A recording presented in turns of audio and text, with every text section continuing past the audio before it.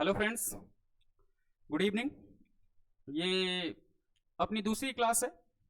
जो पहली क्लास हुई थी उसमें हम लोगों ने इतिहास के कुछ बेसिक की पॉइंट्स थे उन्हें जानने की कोशिश की थी और उम्मीद करते हैं कि वो क्लास आपको पसंद आई होगी। उसी वीडियोस में मैंने आपको ये बताया भी था कि उस क्लास के बाद जो भी नेक्स्ट क्लास होगी वो सिलेबस के अकॉर्डिंग होगी। और सिलेबस के अकॉर्डिंग मीन्स जो हिस्ट्री का पहला टॉपिक होगा उससे स्टार्ट की जाएगी। सामान्यतः जो स्टोन एज है, पाषाण काल है, उससे सवाल पूछे जाने की संभावना बेहद कम होती है सी ग्रेड के लेवल की परीक्षाओं में। जो ज्यादातर सवाल पूछे जाते हैं सी ग्रेड के एग्जाम्स में वो हड़प्पा सिविलाइजेशन से होते हैं, हड़प्पा सभ्यता से होते हैं, वैदिक कल्चर से होते हैं, मौर्यन डायनेस्टी से होते हैं। तो आज जो क्लास होगी वो हड़प्पा सिविलाइजेशन से शुरुआत की जाएगी। इतिहास को पढ़ने से पहले एक दो बात जो जनरल सी है वो आपके बीच साझा करना चाह रहे हैं। वो ये कि इतिहास एक गूढ़ विषय नहीं है, बेहद प्रैक्टिकल विषय है और इसे बहुत इंटरेस्ट के साथ अगर पढ़ा जाए तो बहुत ही आसानी के साथ समझ में आने वाला सब्जेक्ट है। बस इसमें ध्यान इस बात का रखना है कि कुछ समय पहले तक हार्ड स्टडी की बात की गई, उसके कुछ समय के बाद स्मार्ट स्टडी की बात होने लगी। अब जरूरत इस चीज की है कि राइट डायरेक्शन स्टडी की जाए तो ज्यादा बेहतर होगा। हार्ड स्टडी उतनी इंपॉर्टेंट नहीं है जितनी कि स्मार्ट, और स्मार्ट से भी ज्यादा इंपॉर्टेंट है कि राइट डायरेक्शन में स्टडी की जाए तो ज्यादा इंपॉर्टेंट होता है। यानी कि किसी भी एग्जाम को क्वालिफाई करने के लिए हमारे पास सिलेबस और प्रीवियस ईयर के क्वेश्चन पेपर्स होने चाहिए। वो कंपलसरी होते हैं क्योंकि वो हमें दायरा बताने की कोशिश करते हैं कि किस लेवल तक जाकर के हमको स्टडी करनी है, पढ़ाई करनी है। और साथ में इतना भी हमें साइंटिफिक तरीके से पता हो कि किस चीज को पढ़ना है और किस चीज को नहीं पढ़ना है या छोड़ना है। पढ़ने से कहीं ज्यादा इंपॉर्टेंट है हमें यह जानना कि हमें क्या नहीं पढ़ना है। और साथ में एक मिथक या एक अफवाह ये भी फैलाई जाती है कि इतिहास में डेट्स की भरमार है, तिथियों से युक्त है, भरा पड़ा है। ऐसा बिल्कुल नहीं है। एक अच्छे तरीके से अगर इतिहास को पढ़ा जाए तो इतिहास में तारीख या डेट की भूमिका बहुत कम है अकॉर्डिंग टू एग्जाम।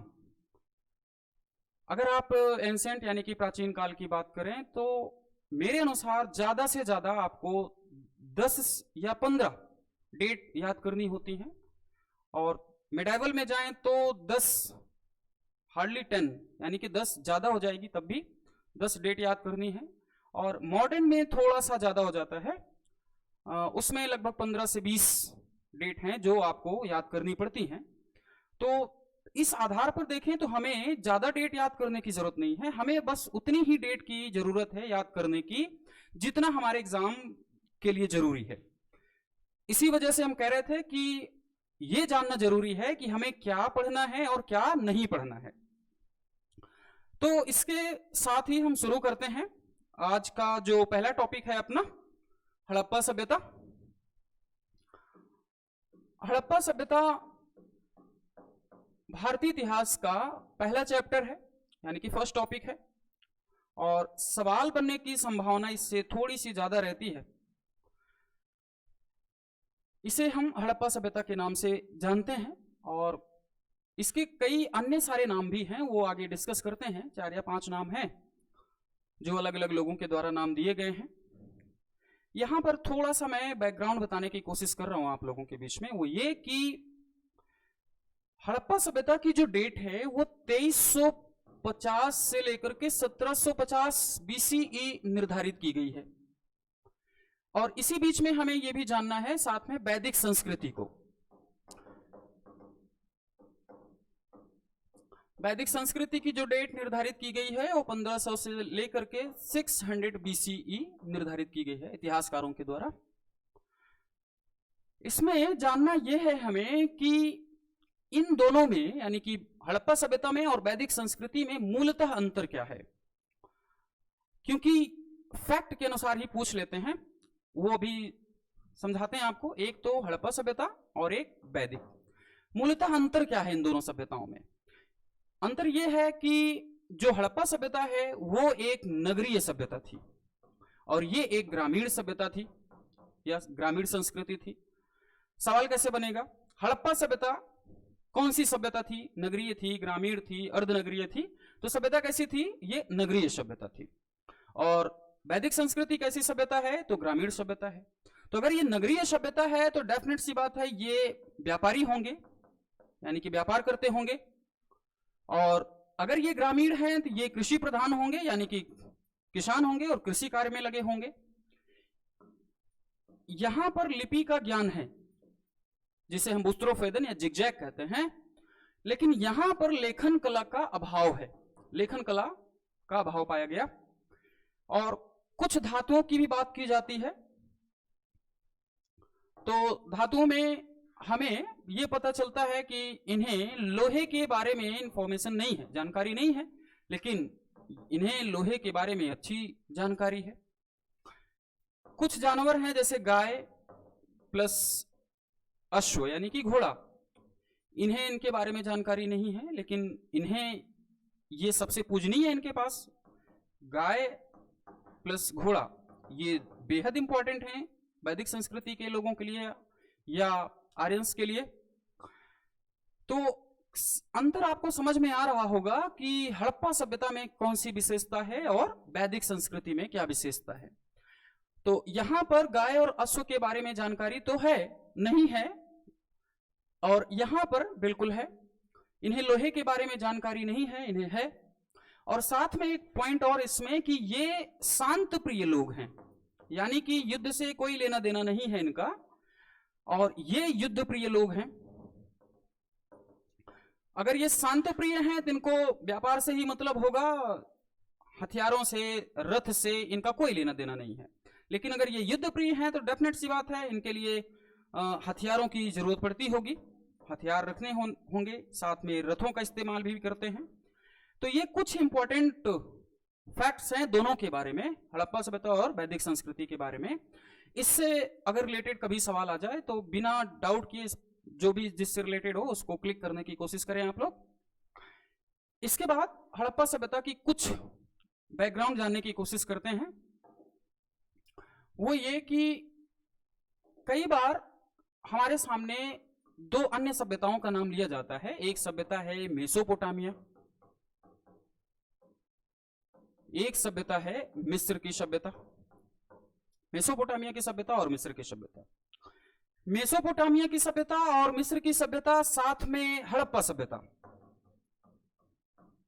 इन तीनों सभ्यताओं में एकमात्र चीज जो कॉमन है वो ये तीनों सभ्यताएं कांस्य युगीन सभ्यताएं हैं। अब 4 ऑप्शन हो उसमें चीन की सभ्यता लिख दिया हो, चौथा ऑप्शन हो चीन की सभ्यता, और उसमें यह पूछने की कोशिश की जाए कि इनमें से ऐसी कौन सी सभ्यता है जो कांस्य युगीन सभ्यता नहीं है, तो इसका आंसर क्या हो जाएगा? चीन की सभ्यता। ठीक, यानी कि मेसोपोटामिया की सभ्यता भी कांस्य युगीन है, मिस्र की सभ्यता भी कांस्य युगीन है, और हड़प्पा की सभ्यता भी कांस्य युगीन ही है। हम इसके माध्यम से आपको बताना यह चाहते हैं कि जो लेफ्टिस्ट या कुछ साम्राज्यवादी इतिहासकार हैं वो ये बताने की कोशिश करते हैं कि जो हड़प्पा सभ्यता के जनक हैं वो मेसोपोटामिया के लोग हैं, यानी कि हड़प्पा सभ्यता को जन्म देने वाले जो लोग हैं या जो सभ्यता है जिसने इसको विकसित करने में भूमिका अदा की, वो सभ्यता कौन सी है? तो मेसोपोटामिया की।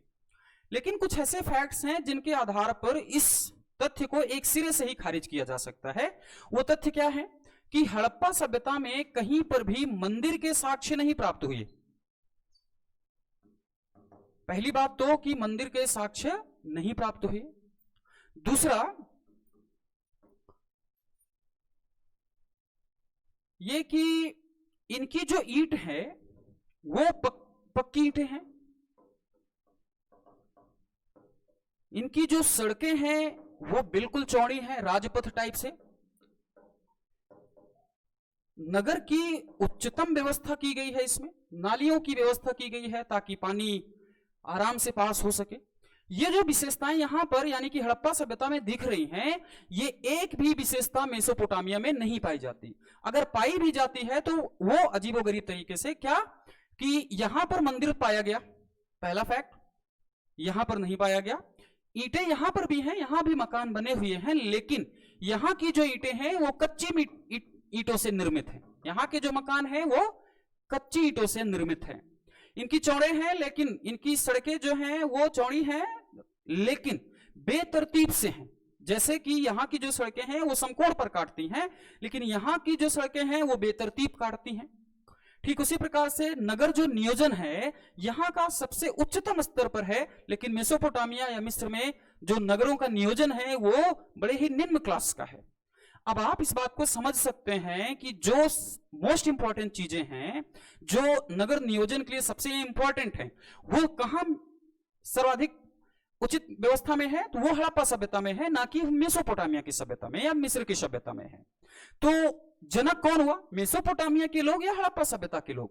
हम इस बात को बोल सकते हैं इन तथ्यों के आधार पर, ऐसा बिल्कुल नहीं है कि हड़प्पा सभ्यता के जनक मेसोपोटामिया के लोग थे, ऐसा बिल्कुल नहीं है, बल्कि ऐसा कहा जा सकता है कि मेसोपोटामिया के जनक हड़प्पा सभ्यता के लोग हैं। साथ में इसके अलावा एक बात और सामने आती है, ये अगर आपसे सवाल कभी पूछ लिया जाए कि ये बात किसने कही है कि मेसोपोटामिया के लोग हड़प्पा सभ्यता के जनक थे, तो इसमें एक इंपॉर्टेंट व्यक्ति का नाम आता है जिनका नाम जॉन मार्शल है। इनका नाम आगे आप देखेंगे। इसके साथ में और भी कुछ फैक्ट्स हैं, उसको जरा देखने की कोशिश करें। वो ये कि जो हड़प्पा सभ्यता है उसकी लिपि यानी कि बुस्तरोफेदन को आज तक किसी भी भाषा विज्ञानी के द्वारा पढ़ा नहीं जा सका है। अगर पढ़ा नहीं जा सका है तो हम हड़प्पा सभ्यता के बारे में संपूर्ण जानकारी नहीं दे सकते हैं, क्योंकि उनके पास लिपि का ज्ञान है और उन्होंने लिखा भी है अच्छे तरीके से, और हम उसे पढ़ नहीं पा रहे हैं। तो हम अच्छे से उनका सामाजिक स्तर क्या है, उनका धार्मिक स्तर क्या है, उनका आर्थिक स्तर क्या है, इसके बारे में हम बिल्कुल अच्छे तरीके से नहीं बता सकते। और साथ में इसके जो स्थल हैं, आज तक लगभग 2800 स्थल की प्राप्ति हो चुकी है। इसके जो स्थल हैं उन स्थलों को खुदाई करने में भी बड़ी समस्या आती है। अगर हम उन स्थलों की अच्छे ढंग से खुदाई कर सके तो और भी अच्छे प्रमाण या अच्छे तथ्य हमें प्राप्त हो सकते हैं। वो समस्याएं क्या हैं, वो प्रॉब्लम्स क्या हैं जो हमें हड़प्पा सभ्यता के स्थलों को खुदाई करने में हो रही हैं? वो प्रॉब्लम्स ये हैं, एक उत्खनन होता है क्षैतिज उत्खनन और एक उत्खनन होता है लंबवत उत्खनन।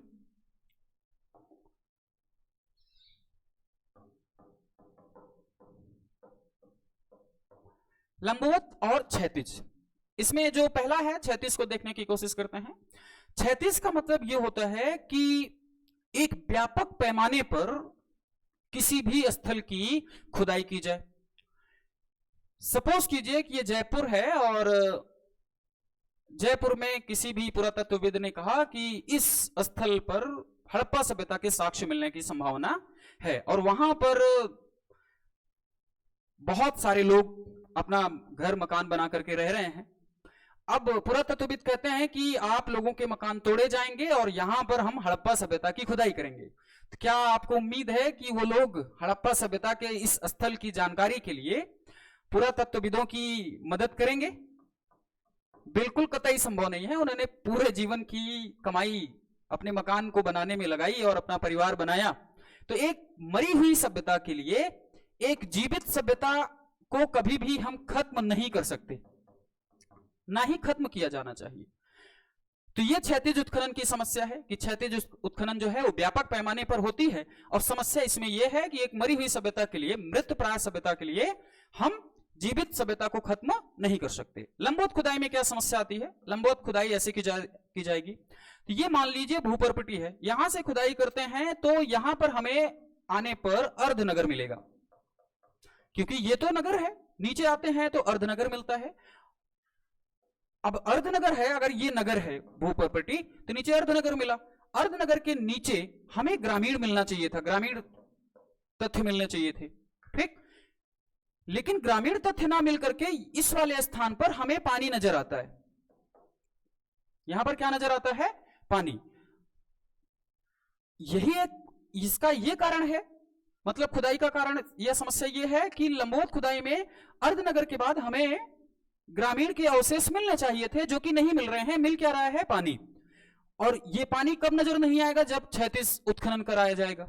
और क्षैतिज उत्खनन कराने में समस्या क्या है वो भी आप समझ लिए। तो एक तो रीजन ये है जिसकी वजह से हम हड़प्पा सभ्यता के बारे में संपूर्ण जानकारी प्राप्त नहीं कर पा रहे हैं। एक तो उत्खनन की समस्या, दूसरी समस्या क्या है कि हम उसके बारे में संपूर्ण जानकारी नहीं प्राप्त कर पा रहे हैं, वो ये कि लिपि का ना पढ़ा जाना। अगर हम लिपि को पढ़ लेते हैं तो भी इनकी विशेष आवश्यकता नहीं रह जाएगी, उसी के माध्यम से हम उनके बहुत सारे तथ्यों को समझ पाएंगे और जान भी पाएंगे। इसके बाद समझने की कोशिश करते हैं, ये कुछ फैक्ट्स हैं। मैंने अभी बताया आपको कि हड़प्पा सभ्यता जो है वो एक नगरीय सभ्यता है, और कई बार पूछ लेते हैं कि ये किस आकृति में है या किस शेप में है, तो इसका सिंपल सा आंसर आपको देना है कि ये त्रिभुजाकार आकृति में है। एक दो बार सवाल पूछा गया है, और कई बार इसके तिथि को भी लेकर के सवाल पूछे जाते हैं कि हड़प्पा सभ्यता की जो तिथि है C14 के अकॉर्डिंग क्या है, तो 2350 से 1750 BCE है इसकी डेट। और ये एक साइंटिफिक डेट है, कार्बन 14 के माध्यम से पता किया गया है कि इसकी जो तारीख है या कितने समय पहले है, तो 2350 से 1750 ईसा पूर्व। एक और तथ्य इसमें सामने आता है कि इसका क्षेत्रफल कितना है, ये कितने एरिया में फैला हुआ है। तो पहले जो तथ्य था हमारे पास 12,99,000 वर्ग किलोमीटर था, आज जो है वो 20 लाख वर्ग किलोमीटर है। यानी कि एक बहुत बड़े या व्यापक पैमाने पर इस सभ्यता का विकास हुआ था। और इतने पर ही बात ये स्टॉप नहीं हो रही है, रुक नहीं रही है। आज भी हम हड़प्पा सभ्यता से संबंधित जो स्थल हैं उनकी खुदाई कर रहे हैं, और नए नए स्थल अभी भी प्रकाश में आ रहे हैं। जैसे हरियाणा में अभी एक नई साइट मिली है, नई स्थल मिला है जिसका नाम है भिरडाना। इस तरह से खुदाइयां चल रही हैं, खुदाई हो रही है, और नए नए स्थलों की प्राप्ति हो रही है। कालीबंगा में भी खुदाई हो रही है, राखीगढ़ी में भी खुदाई चल रही है, धौलावीरा जो कि गुजरात में है वहां पर भी खुदाई चल रही है, और नए नए तथ्य प्रकाश में आ रहे हैं। तो ये कुछ इंपॉर्टेंट फैक्ट्स थे जिन्हें मैंने आपको बताने की कोशिश की। आगे देखते हैं, कुछ इतिहासकार हैं जो इस सभ्यता का नामकरण अलग अलग तरीके से करते हैं। जैसे जो पहला नाम था वो था हड़प्पा सभ्यता। इस सभ्यता का नाम 1924 ईस्वी में, या एडी कह दीजिए या सीई कह दीजिए, 1924 एडी या सीई में सर जॉन मार्शल ने द इलस्ट्रेटेड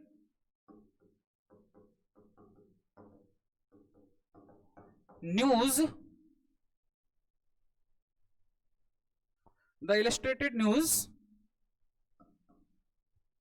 लंदन में इसका नाम क्या रखा? हड़प्पा सभ्यता। यानी कि इस सभ्यता का नाम हड़प्पा सभ्यता 1924 ईस्वी में सर जॉन मार्शल ने अपने पत्र द इलस्ट्रेटेड न्यूज लंदन में इसका नाम क्या रखा? हड़प्पा सभ्यता। इसके बाद एक शब्द आएगा सिंधु सभ्यता। इस शब्द का जो नाम है वो मार्टिमर व्हीलर साहब ने दिया है, मार्टिमर व्हीलर। अंतर समझ में आ रहा होगा आप लोगों को कि सभ्यता का हड़प्पा सभ्यता नाम किसने दिया है? तो जॉन मार्शल ने। और कब दिया है? 1924 में। और किस पत्र में दिया है? तो द इलस्ट्रेटेड न्यूज लंदन में। ठीक। दूसरा नाम इसका क्या है? सिंधु सभ्यता या सिंधु घाटी की सभ्यता। ये नाम किसने दिया है? तो मार्टिमर व्हीलर साहब ने। ये बहुत बड़े पुरातत्वविद हैं, इनका बहुत बड़ा नाम है हड़प्पा सभ्यता के उत्खनन में, और इन्होंने बहुत सारे तथ्यों का पता भी लगाया है और खुदाई भी की है। इसके बाद एक और नाम आएगा हमारे सामने, वो है सरस्वती की सभ्यता। सरस्वती सभ्यता क्यों? क्योंकि वर्तमान में जो हड़प्पा सभ्यता का संकेंद्रण है वो है 80%। वो 80% किस नदी के किनारे है? तो सरस्वती नदी के किनारे है, जिसे घग्गर हाकरा के नाम से भी हम जानते हैं। मैंने आपको इसके 3 नाम बताए, एक हड़प्पा सभ्यता, दूसरा सिंधु सभ्यता या सिंधु घाटी की सभ्यता, और जो तीसरा नाम है वो ये सरस्वती की सभ्यता। सरस्वती सभ्यता भारत के राष्ट्रवादी इतिहासकारों के द्वारा दिया हुआ नाम है, और इसका अधिकांश संकेंद्रण यानी कि जो हड़प्पा सभ्यता से संबंधित 80% स्थल हैं वो किस नदी के किनारे पाए जा रहे हैं? तो सरस्वती नदी के किनारे पाए जा रहे हैं। इस वजह से इस सभ्यता को हम सरस्वती सभ्यता के नाम से भी जानते हैं। इसके बाद इसका जो अगला नाम है वो है कांस्य युगीन सभ्यता। कांस्य युगीन सभ्यता, कई बार इसे कांस्य युगीन सभ्यता कहा जाता है और कई बार इसे तृतीय कांस्य युगीन सभ्यता के नाम से जाना जाता है। तृतीय कांस्य युगीन सभ्यता नाम क्यों दिया गया? तो इसके पीछे कारण यह है कि मेसोपोटामिया और मिस्र की जो सभ्यता थी वो भी कांस्य युगीन सभ्यता थी, तो दोनों का नाम प्रथम और द्वितीय करके और हड़प्पा को तृतीय करके क्या नाम दिया गया? तृतीय कांस्य युगीन सभ्यता। लेकिन ज्यादा उचित है इसे ये कहना कि ये एक कांस्य युगीन सभ्यता है। ठीक, आप जानते हैं कि तांबे में टिन को मिला देने से नई धातु जनरेट होती है जिसका नाम कांस्य धातु। तो तांबे में अगर हम टिन को मिला दें तो एक नई धातु जनरेट होती है जिससे हम कांस्य कहते हैं। तो हड़प्पा सभ्यता के लोगों ने अधिकांशतः कांस्य धातु का इस्तेमाल किया, इस वजह से इसे हम कांस्य युगीन सभ्यता के नाम से भी जानते हैं।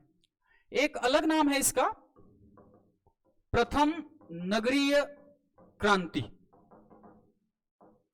कई बार आप लोगों ने क्रांति और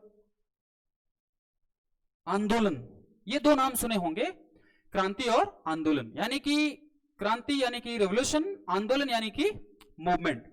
इन दोनों शब्दों में बहुत बेसिक अंतर है, जानना जरूरी है कि किस स्थान पर हम क्रांति शब्द यूज करते हैं और किस स्थान पर हम आंदोलन जैसे शब्द को इस्तेमाल करते हैं। क्रांति जैसे 1857 की क्रांति, और आंदोलन यानी कि भक्ति आंदोलन ऐसे भी जानते हैं। ये प्रथम नगरीय क्रांति शब्द, मैं पहले इतना बता दूं कि ये नाम किसने दिया प्रथम नगरीय क्रांति, तो उन व्यक्ति का नाम है गार्डन चाइल्ड। गार्डन चाइल्ड भी एक बहुत बड़े पुरातत्वविद हैं, इनका भी नाम आएगा। प्रथम नगरीय क्रांति शब्द किसने दिया? गार्डन चाइल्ड ने। और इन्होंने ये नाम कहां पर दिया? तो द अर्बन रेवोल्यूशन में।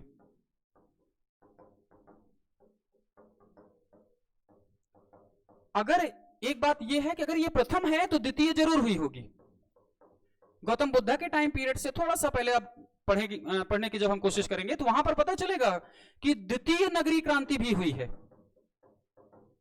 द्वितीय नगरीय क्रांति भी हुई है, और ये द्वितीय नगरीय क्रांति शब्द भी किसने दिया है? तो गार्डन चाइल्ड ने दिया है। बस इसमें से थोड़ा सा अंतर, ये सवाल पूछा जा सकता है दोनों में अंतर क्या है। तो इसका जो बेस था, जो धातु बेस में थी वो कांस्य थी, और इस द्वितीय में जो धातु बेस थी वो लोहा थी। और ये कहा जाता है कि सिंधु नदी के किनारे विकसित हुई और ये गंगा नदी के किनारे विकसित हुई। अंतर आ गया होगा समझ में आपको कि जो प्रथम नगरीय क्रांति है वो उसका जो आधार था वो कांस्य धातु थी, और विकसित कहां हुई, किस नदी के किनारे? तो सिंधु नदी के किनारे। और जो द्वितीय नगरीय क्रांति है वो गंगा नदी के किनारे विकसित हुई और उसका जो आधार था वो लोहा थी। ये दोनों में अंतर है, और इस बात को जानते रहें कि प्रथम या द्वितीय नगरीय क्रांति ये जो शब्द है वो गार्डन चाइल्ड साहब ने दिया है अपनी किताब द अर्बन रिवोल्यूशन में। तो मैं आपको ये बता रहा था कि क्रांति शब्द और आंदोलन शब्द कहां कहां पर प्रयोग किए जा सकते हैं। क्रांति यानी कि रेवोल्यूशन, आंदोलन यानी कि मूवमेंट। मैंने एग्जांपल बताया आपको। क्रांति का मतलब होता है कि जब बहुत कम समय में बहुत बड़ा परिवर्तन हो जाए। जब बहुत कम समय में बहुत बड़ा परिवर्तन हो जाए तो ऐसी स्थिति को हम क्या बोलते हैं, या ऐसी घटना को क्या बोलते हैं? तो उसको हम क्रांति शब्द नाम देते हैं या रेवोल्यूशन शब्द नाम देते हैं। जैसे 1856 ईस्वी तक ब्रिटिश कंपनी में कोई हलचल नहीं थी। जस्ट एक साल के बाद 1857 की घटना घटित होती है और जस्ट अगले ही साल 1858 में ब्रिटिश कंपनी का शासन खत्म हो जाता है, ब्रिटिश क्राउन का शासन भारत में स्टार्ट हो जाता है। तो इस तरह से बहुत कम समय में बहुत बड़ा परिवर्तन हुआ, यानी कि एक सत्ता का परिवर्तन हो गया। अब दूसरा शब्द जो है वो है आंदोलन, यानी कि मूवमेंट। इसका मतलब यह होता है कि जब किसी व्यवस्था में परिवर्तन होने में बहुत लंबा वक्त लग रहा हो और परिवर्तन बहुत कम हो रहा हो, यानी कि परिवर्तन में जो परिवर्तन होना है वो बहुत कम हो रहा है, समय लेकिन ज्यादा लग रहा है, ऐसी स्थिति को या ऐसी घटना को क्या बोलते हैं? आंदोलन। इसको एक एग्जांपल के माध्यम से समझने की कोशिश करते हैं। वो ये कि जैसे हम जाति व्यवस्था को खत्म करना चाह रहे हैं, इच्छा बड़ी है कि जाति व्यवस्था खत्म हो जानी चाहिए, लेकिन कुछ लोग ऐसे हैं जो जाति व्यवस्था को बिल्कुल खत्म करने के पक्ष में नहीं है। हाँ, राजनीतिक मंचों पर आकर के या बड़े बड़े प्लेटफॉर्म पे आकर के बोलना तो चाहते हैं कि हाँ भाई जाति जैसी व्यवस्था हमारे देश के लिए ठीक नहीं है, लेकिन उनकी आत्मा से पूछ करके देखें आप, वो बिल्कुल नहीं इस पक्ष में है कि जाति व्यवस्था खत्म हो। ठीक उसी प्रकार से हम धार्मिक सौहार्द को बढ़ाना चाहते हैं, धर्म के आधार पर विभाजन नहीं चाहते हैं, सांप्रदायिकता नहीं फैलाना चाह रहे हैं, लेकिन क्या ऐसा हो पा रहा है? यह भी संभव नहीं हो पा रहा है। दूसरा, हम महिलाओं की स्थिति में बिल्कुल सुधार लाना चाह रहे हैं कि वुमेन एम्पावरमेंट होना चाहिए, महिलाओं को सशक्तिकरण देना चाहिए, तो ऐसा संभव हो ही नहीं पा रहा है इस पुरुषवादी मानसिकता की वजह से। लेकिन इसके लिए अगर मैं अपने व्यूज बताऊं थोड़े, तो मुझे ऐसे लगता है कि इसके लिए कुछ हमारी बहनें भी जिम्मेदार हैं। वो कहते हैं कि हमें बराबरी का दर्जा दो। अरे बराबरी का दर्जा क्यों चाहिए? आप ऑलरेडी सुपीरियर हो तो आप डाउन क्यों कर रहे हो अपने आप को? हमारे यहां अगर आप अपने देवी देवताओं के ऊपर भरोसा करें या विश्वास करते हो, तो राधे कृष्ण, सीताराम, उमाशंकर, ये इस नाम से आप समझ पा रहे हैं? इस नाम से आपसे ये है कि हमारे यहां ऐसी नीतियां थी या ऐसे सिस्टम थे कि देवी के नाम का उच्चारण देवता के नाम से पहले हो रहा है, यानी कि आप पहले से ही सर्वश्रेष्ठ हो। चाहे वो राधे कृष्ण देख लो, चाहे सीताराम देख लो, उमाशंकर देख लो, कुछ भी। तो हमारे यहां महिलाओं को पहले से ही सुपीरियर क्लास का माना गया है पुरुषों की अपेक्षा। लेकिन हमने अपाला, निकिता, घोषा, ये जो स्त्रियां हैं वैदिक काल की, ऐसी देवियों को या ऐसी महिलाओं को फॉलो ना करके आजकल की जो बॉलीवुड की अभिनेत्रियां हैं, हम उनको जो फॉलो करने लगते हैं, तो इस वजह से हम पीछे हो जाते हैं। इस वजह से आपको बराबरी की मांग करनी पड़ रही है। जिस दिन आप वैदिक कालीन की महिलाओं को फॉलो करना स्टार्ट किए, उनके जैसे सोचना स्टार्ट किए, उनके जैसा करना स्टार्ट किए, तो डेफिनेट सी बात है वो समय दूर नहीं है कि जब आपका नाम पुरुषों से पहले लिया जाएगा। आपको हक मांगने की जरूरत नहीं पड़ेगी, वो हक पहले से सुरक्षित होगा आपको। एक और बात है, मैं 1 मिनट या 2 मिनट लगेगा अपने व्यूज शेयर करने में आपसे। कभी कभी हम देखते हैं ना, हमारी बहन मंदिर गई तो प्रसाद मिला, तो वो उस प्रसाद को अपने घर तक लाती है, भाई को देगी, बहन को देगी, मम्मी को देगी। और बेटा अगर गया है मंदिर तो चाहे जितना मिला हो, थोड़ा मिला हो, बहुत ज्यादा मिला हो, वो सारे वो वहीं पर खाकर आते हैं, घर में लाने की आवश्यकता महसूस नहीं करते। इससे मानसिकता का पता चलता है कि कौन किस मानसिकता का शिकार है। तो एक तो हम ये बात कर रहे थे, हम आपको ये बताना चाह रहे थे क्रांति और आंदोलन में अंतर क्या है, वो हमने लगभग समझा दिया आपको कि क्रांति क्या चीज होती है और आंदोलन क्या चीज होती है।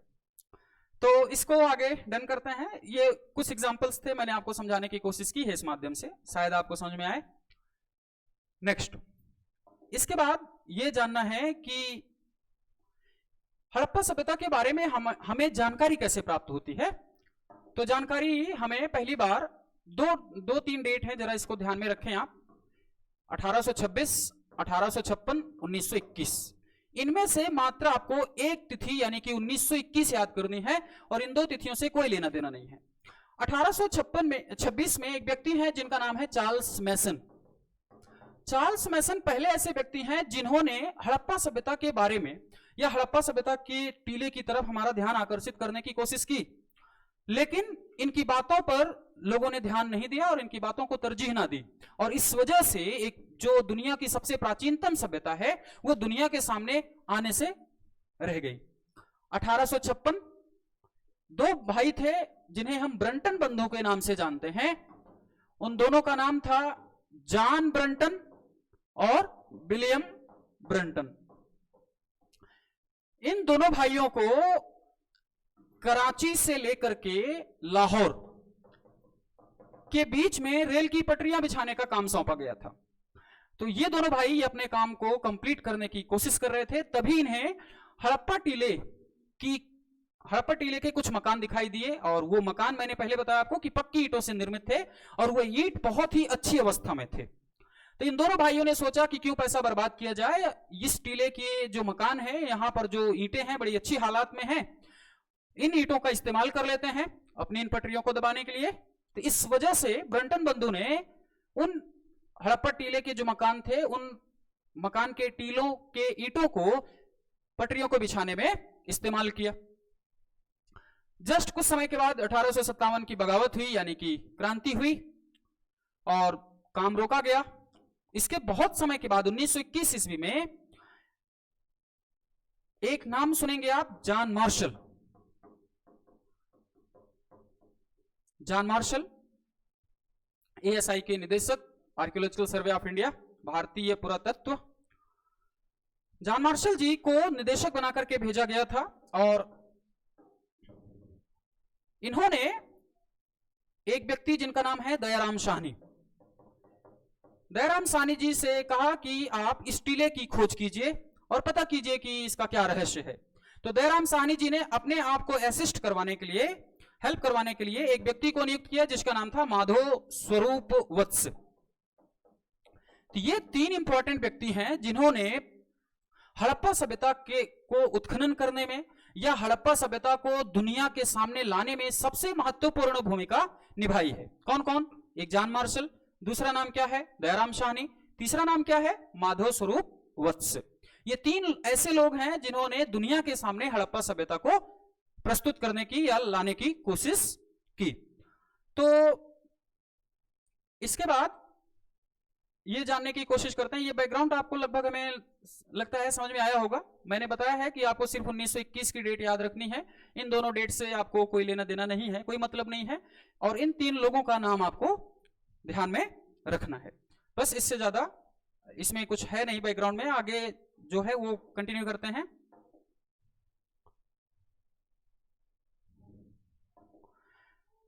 जो हड़प्पा सभ्यता है वो दो अन्य सभ्यताओं की ऐसा बताया जाता है कि समकालीन है, जबकि समकालीन नहीं, वो सबसे प्राचीनतम सभ्यता है। अभी जो नए तथ्य या अवशेष मिले हैं उसके आधार पर हम ये कह सकते हैं कि जो हड़प्पा सभ्यता है वो दुनिया की सबसे प्राचीनतम सभ्यता है, और अभी तक माना जाता था कि मेसोपोटामिया की जो सभ्यता है वो दुनिया की सबसे प्राचीनतम सभ्यता थी, जो कि अब ये तथ्य गलत हुआ। यानी कि हड़प्पा सभ्यता अब दुनिया की सबसे प्राचीनतम सभ्यताओं में से एक मानी जाती है। हमें यह ध्यान रखना है कि जो हड़प्पा सभ्यता है ये वर्तमान में 3 देशों में विस्तृत है। कितने देशों में? 3 देशों में। एक का नाम क्या है? अफगानिस्तान, दूसरा नाम क्या है? पाकिस्तान, और तीसरा नाम है भारत। इन तीनों देशों को अगर हम मिला दें तो अभी तक लगभग 2800 स्थल यानी कि साइट प्राप्त हो चुकी हैं, हमारे सामने आ चुकी हैं। अफगानिस्तान में मात्र 2 साइट मिलती हैं हमें, एक है शोतरगुई और एक है मुंडीगाग।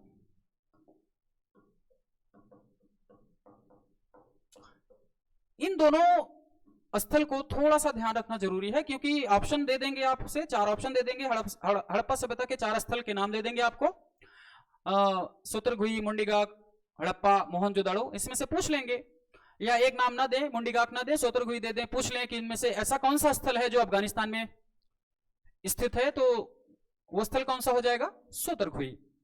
तो जो मुंडीगाग है, ये मुंडीगाग वर्तमान में कहां स्थित है? तो अफगानिस्तान में है। ये एक बंदरगाही नगर है, लोथल की तरह। जैसे गुजरात में लोथल एक बंदरगाही नगर है, ठीक उसी प्रकार से जो मुंडीगाग है ये एक बंदरगाही नगर है।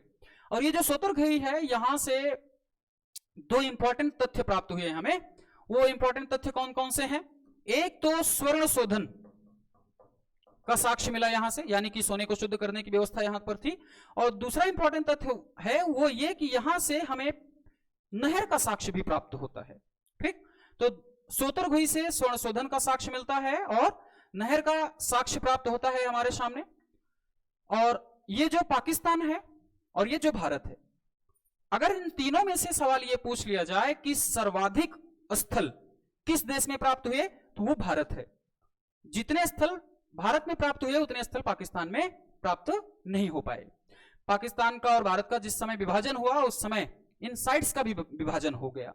और यही वजह है कि इसमें एक कारण और भी है कि इस स्थल के बारे में पूरी संपूर्ण जानकारी ना मिलने का, कि जो इंपॉर्टेंट साइट्स थी वो पाकिस्तान के पास चली गई और शुरुआत की जो साइट्स थी, आज जो नए तथ्य मिल रहे हैं, जो नई साइट्स मिल रही हैं, अब वर्तमान दौर में खुदाई करने के दौरान मिल रही हैं।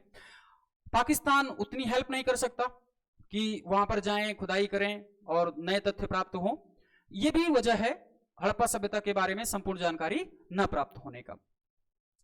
तो ये अफगानिस्तान, पाकिस्तान और भारत तीन प्रमुख देशों में विस्तृत है ये सभ्यता। इसके अलावा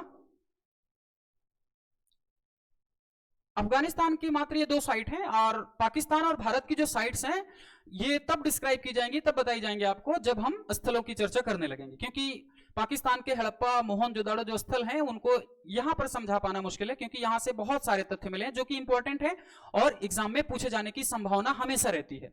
और भारत से भी ऐसे ही स्थल प्राप्त हुए हैं जिनसे सवाल बनने की संभावना हमेशा बनी रहती है।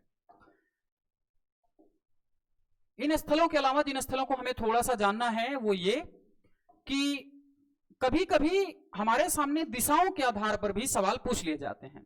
दिशाओं का मतलब नॉर्थ, यहां से मांडा जम्मू कश्मीर और ये चिनाब। कहने का क्या मतलब है वो ये कि हड़प्पा सभ्यता का जो सबसे उत्तरी स्थल है उसका नाम क्या है, तो मांडा। और ये किस राज्य में स्थित है, तो जम्मू कश्मीर। और ये किस नदी पर स्थित है, तो चिनाब नदी। ठीक, इसके बाद जो हड़प्पा सभ्यता का सबसे पूर्वी स्थल है उसका नाम क्या है, तो आप बताएंगे आलमगीरपुर। आलमगीरपुर कहां है, तो मेरठ में है, हिंडन नदी के किनारे। आप जानते हैं मेरठ से ही 1857 की क्रांति की शुरुआत भी हुई है, ये भी थोड़ा सा ध्यान रखें आप लोग। तो हड़प्पा सभ्यता का जो सबसे उत्तरी स्थल है उसका क्या नाम है, पूर्वी स्थल है उसका नाम है आलमगीरपुर। और जो सबसे दक्षिणतम स्थल है उसका नाम है दैमाबाद। और ये दैमाबाद कहां है, तो महाराष्ट्र में है। और ये किस नदी के किनारे स्थित है, तो प्रवरा नदी के किनारे स्थित है, जो गोदावरी की सहायक नदी है। और ये सबसे पश्चिमी जो स्थल है उसका नाम है सुतकांगीडोर। सुतकांगीडोर जो है वो दाश्क नदी के किनारे स्थित है और बलूचिस्तान में है वर्तमान में, पाकिस्तान। इस तरह से चारों दिशाओं के आधार पर भी सवाल हमारे सामने पूछ लिए जाते हैं कि सबसे उत्तरी स्थल कौन सा है, पूर्वी स्थल कौन सा है और पश्चिमी या सबसे दक्षिणतम स्थल कौन से हैं। तो इस तरह से भी कई सवाल हमारे सामने आते हैं और दिशाओं के आधार पर सवाल पूछ लिए जाते हैं। नदियां पूछ लेंगे कि सुतकांगीडोर जैसे किस नदी के किनारे स्थित है, तो वो दाश्क नदी के किनारे स्थित है। दैमाबाद किस नदी के किनारे स्थित है, तो प्रवरा नदी के किनारे स्थित है। राज्य पूछा जा सकता है कि वर्तमान में ये कहां लोकेटेड है, कहां स्थित है। तो आज मैंने आपको एक सामान्य सी बात बताने की कोशिश की हड़प्पा सभ्यता के बारे में और कुछ इंपॉर्टेंट फैक्ट्स भी इसमें पता चले होंगे आपको। इसके बाद जो प्रमुख स्थल हैं जैसे हड़प्पा, मोहनजोदाड़ो, लोथल, कालीबंगा, धौलावीरा, राखीगढ़ी, ये बहुत प्रमुख स्थल हैं और इनके बारे में एक वन लाइन में आंसर कर पाना ठीक बात नहीं है, क्योंकि यहां से जो तथ्य मिले हैं वो बड़ी भारी मात्रा में मिले हैं। तो उन तथ्यों को डिस्क्राइब करना जरूरी है और उन तथ्यों से ही सवाल पूछे जाते हैं कि यहां कहां से कौन से अवशेष मिले। तो अगली जो क्लास होगी वो प्रमुख स्थलों को लेकर के होगी और उन प्रमुख स्थलों में क्या क्या चीजें प्राप्त हुई, कैसे प्राप्त हुई, उनके बारे में आपको संपूर्ण जानकारी दी जाएगी। और तब तक के लिए धन्यवाद, थैंक यू, राम।